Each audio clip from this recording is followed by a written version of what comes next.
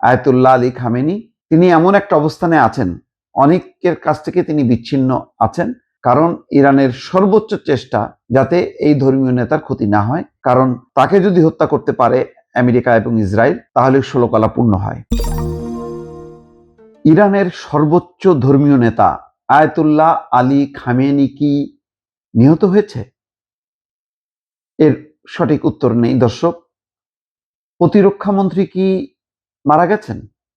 তারও কোনো সঠিক জবাব নেই। তবে যেটি পরিষ্কার যে ইরানের তেহরানের একটি স্কুলের হামলায় সেখানে 85 জন এই পর্যন্ত মারা গেছে দর্শক। খুবই দুঃখজনকভাবে প্রথম আঘাতটাই শিশুদের উপর, এবং 85 জন এই পর্যন্ত নিহত সংখ্যা বেড়েছে।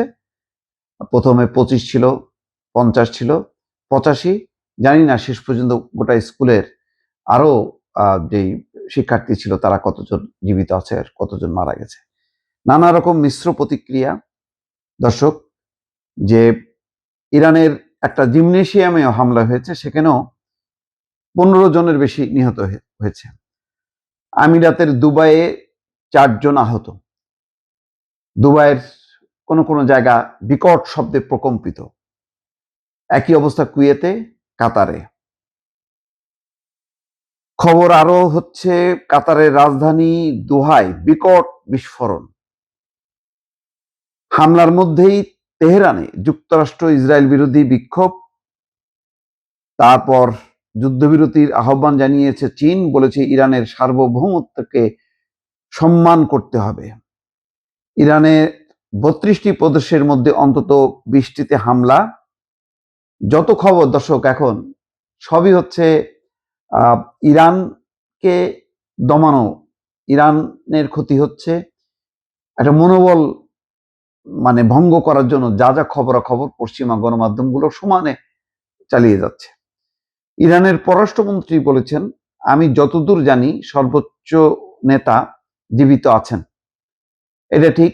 সর্বোচ্চ নেতা, ধর্মীয় নেতা খামেনি, আয়াতুল্লাহ আলী খামেনি, তিনি এমন একটা অবস্থানে আছেন, অনেকের কাছ থেকে তিনি বিচ্ছিন্ন আছেন, কারণ ইরানের সর্বোচ্চ চেষ্টা যাতে এই ধর্মীয় নেতার ক্ষতি না হয়, কারণ তাকে যদি হত্যা করতে পারে আমেরিকা এবং ইসরায়েল, তাহলে 16 কলা পূর্ণ হয়।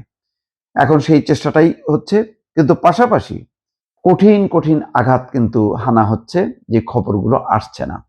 সেটি হচ্ছে যতগুলো সামরিক স্থাপনা আছে সবগুলো সামরিক স্থাপনায় কিন্তু একের পর এক হামলা চলছে। ইরান বলেছে এই হামলা চলতেই থাকবে এবং আগামীকাল এর ব্যাপকতা বাড়তে পারে।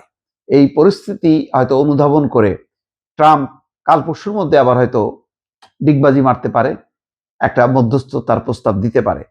তবে ইসরায়েল এবং আমেরিকা যেমন একেবারে তার আক্রমণটা ইরানমুখী করেছে, ইরান কিন্তু চতুর্মুখী নানা ফ্রন্টে কিন্তু হামলা চালিয়ে যাচ্ছে। চিন্তা করেন, এক ইরান কতগুলো দেশে মার্কিন স্থাপনায় হামলা চালাচ্ছে। সেই হামলা চালাতে যে কোনো কোনো জায়গায় একদম শহরের কেন্দ্রস্থলেও ক্ষেপণাস্ত্র বিস্ফোরিত হচ্ছে। একটা এলোমেলো অবস্থা। মধ্যপ্রাচ্যের নানা দেশ যারা আমেরিকার লবি মেনটেন করে, তারা এখন ইরানের বিপক্ষেই অবস্থান নিচ্ছে। নতুবা যদি পুরো আরব দেশগুলো এই মুহূর্তে ঐক্যবদ্ধ থাকতো, তাহলে কিন্তু ইসরায়েল এবং আমেরিকার অবস্থা কঠিন হয়ে যেত। কিন্তু তারা ইরানের বিরুদ্ধে এমন চাল চেলে রেখেছে যেখানে ইরান সহায়তা পাচ্ছে না। ইরান জানে যে সেই সহায়তা পাবেও না।